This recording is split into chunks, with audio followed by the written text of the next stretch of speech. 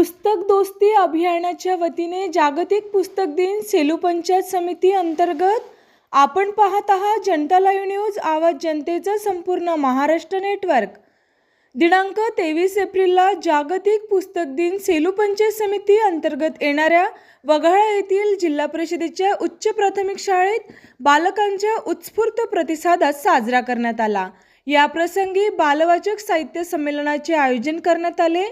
ग्रंथदिंडी, ग्रंथ प्रदर्शनी, बालवाचक कट्टा, परिसंवाद अशा विविध उपक्रमांचे आयोजन करण्यात आले। बालकांच्या, पालकांच्या व समस्त ग्रामस्थांच्या वतीने गावातून ग्रंथदिंडी काढण्यात आली। चिमुकल्याने पुस्तकांचे व वाचनाचे महत्त्व सांगणाऱ्या सुविचार घोषणा देत प्रभात फेरी काढली।